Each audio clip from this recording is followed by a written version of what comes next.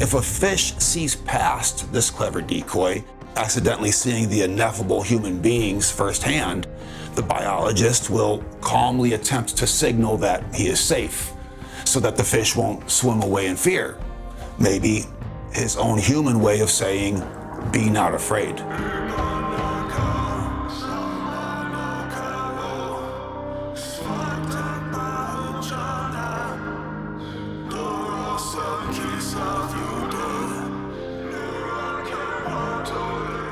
Three words that echo throughout this entire subject, all the way back to ancient times.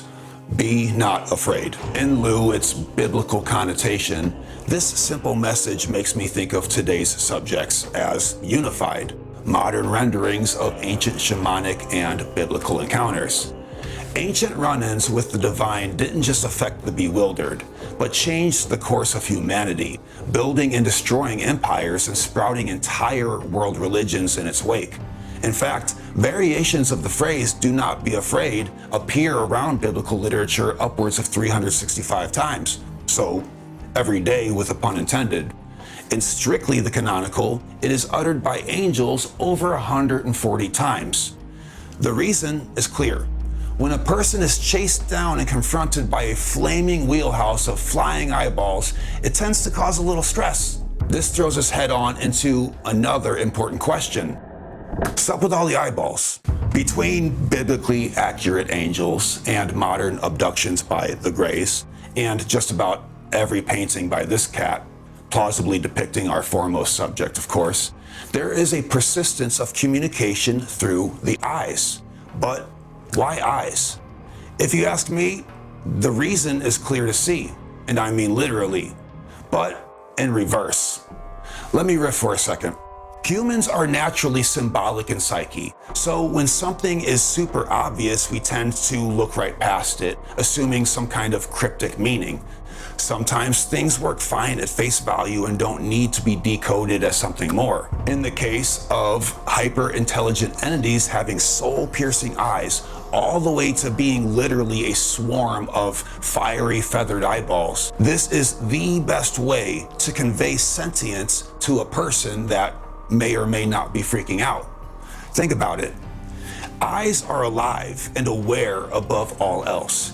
Any other familiar body part, say an ear or a leg, is just that, an ear or a leg, and wouldn't convey a sense of living awareness outside of its job to hear or walk. Plus, if it were ears, the entities would probably have to say, "Be not weirded out right now."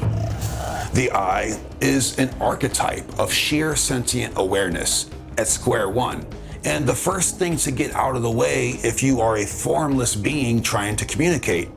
Digress. Because those words, form and communicate, come with our biggest hint as to who and what these entities are. You'll notice eyes seem necessary in ecstatic communication, but despite all of this communication taking place, the formation of a mouth is rarely, if ever, utilized by these beings. Even in the most tangible archetype, the gray alien, the mouth is described as barely there, especially in contrast to staring down the intrapsychic shotgun barrel of these twin hams upstairs. This is a brass indication that they themselves are not anatomically singular with the structure we see them as, i.e., those ain't their bodies.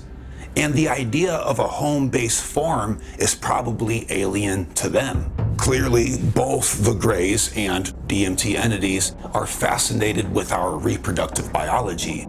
But this notion of intrigue might go much deeper than just biological research. Some rather passionate DMT recreationalists have mustered the certitude to ask their otherwise otherworldly hosts, "Is this your true form?" The answer is always no, often accompanied with a resounding, "Not even close." This form is a way for you to comprehend us. They call them the formless, and formlessness is an archetypal staple throughout biblical and shamanic lore as well. Those unlucky fools who are clever enough for a follow-up quandary always ask the same question. Well, let's see it. Can I see your true form? In answering this, we see slight variations between angels, entities, and alien beings who either say no or give a quick warning before overwhelming the mortal human mind with a fear they will never be able to describe to a therapist or a counselor. At least I'm not calling it Deemer like your obnoxious cousin with the W in his name. I too took a long break once from the MQL once upon a time after I too had the audacity. Let me see the real you. Sure enough, my host went from a comparably comforting swarm of eyeballs and lightning wingdings into something that makes me even think about. I wasn't ready for it, and I don't see how anyone could be. All of a sudden, I understood your boy Howard a lot better and relate with new paranoias unlocked as to why he writes of a man who gouges his own eyes out to avoid witnessing some non-Euclidean abomination with no parallel lines, and is jaywalking too, probably, and other tomfoolery, maybe gerrymandering. Likewise, I also came to better understand parts of the Bible that depict this fright with a poet's rhetoric. Daniel in 10:5-9 had the balls to lift his eyes to an angel, only to find that its body was like beryl, and his face like the breaking of lightning, and no strength remained in me. In Judges 13, Manoah and his crew fall to their faces, assuming, surely we will die now that we have seen the face of God. Isaiah 6:1-5 and John in Revelation 22 are singing similar tunes when they collapse in fear and worship at the sight of what must be God, but are quickly corrected by an angel who says, "You must not do that. I am a fellow servant."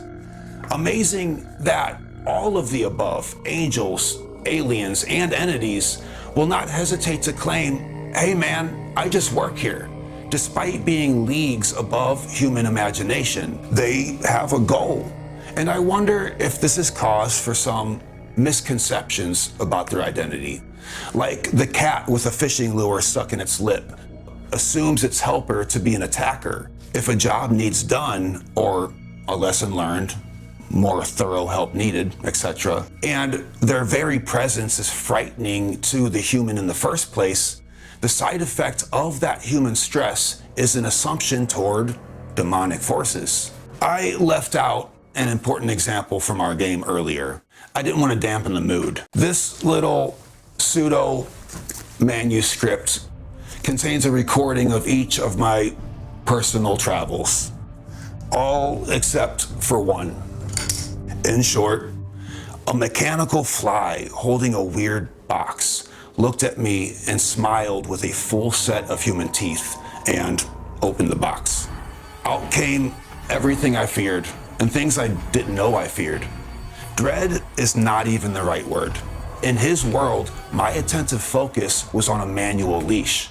I couldn't look away, nor could I even speak out against it. There was no, "You gotta tough it out until the trip is over."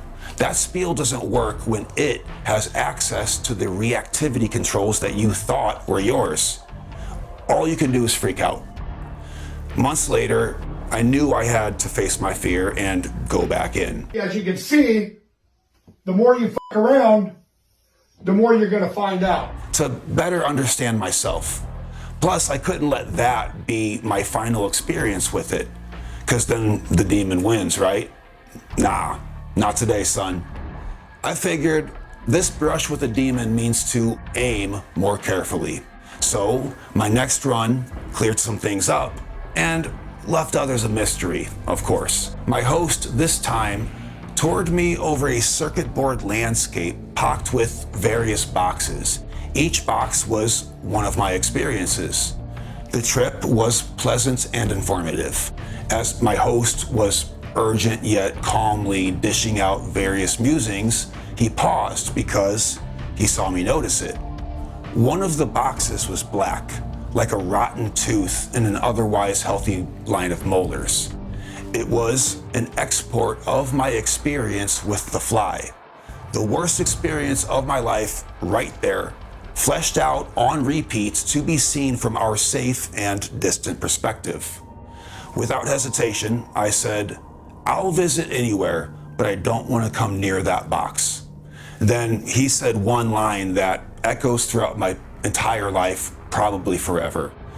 "You don't have to, but if you can sit in that box voluntarily and be at peace, you'll be free." My host was making clear to me the sacrifice needed for total liberation in this life and the next and the next and the next. The kind of sacrifice made by the Christ, Viracocha, Thoth, all of them, the whole gang. The sacrifice needed to live outside of time-space samsara is to experience it in full. But it can be ushered by a quickening, an unimaginably dark process of alchemy. Well, in that moment, I chickened out. My host was neither surprised nor disappointed. I can't do it all at once. But since then, I have made a conscious effort to move in the direction of that black cube in slow increments, by doing things that are hard, growing immune to the pain, and then increasing the hardness. Don't confuse this with physical endurance alone, though. Walking on hot coals is a global tradition, but it's symbolic of something much bigger. There are dark forces working on Earth, paranormal or not.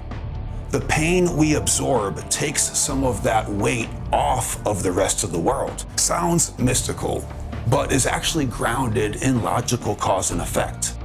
Battered hands and beaten feet adapt by growing a hard, calloused surface. The same goes for mind, emotions, and psyche, becoming skill and know-how. But now you're dangerous, so you seek higher virtues from wiser men and women. They all sang the same tune.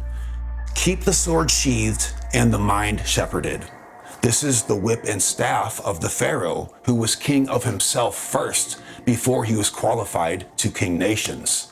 He has volunteered to endure the black cube, and willfully so. I might have brushed up with a demon who got the best of me, sure. And that demon might exist objectively outside of my experience, also sure. But above that black cube, I was looking down at the experience at the same time, with a host who was kind enough to walk me through it. Was the teethy fly guy a fraction of my wiser host? I don't know, and I might never know. But that ignorance might be the point when learning what we need to learn. Think of your child taking a written test. You see them select C when the answer is B. You can't tell them the answer is B. That's cheating and they'll fail the test by default. So instead you make a throat clearing noise or accidentally kick the leg of his chair. The entities in gray that we have encountered for all of human history won't let us grow up in a safe, disinfected bubble. Like babies not exposed to peanuts, we'd become allergic children. Unfortunately, this requires a cosmic tough love, a cosmic abandonment that feels like cosmic indifference. So finding the identity of these cosmic absent fathers can't be done with neuroscience and or plausibly watered down biblical literature alone. Even direct experience with 70 milligrams of DMT tends to be a fleeting reunion at most. For a clearer picture with solid foundation, we need to visit human people, just like us, who are actually close friends with these entities. We need to learn from those whose literal job description is as intermediary between us and the unseen. We should turn to the most misunderstood people on Earth, people that the modern Western world has come to call schizo, but the rest of the world know better as shamans.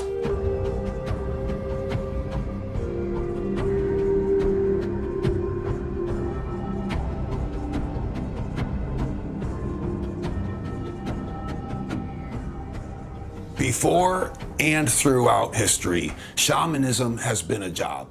Individuals were obligated.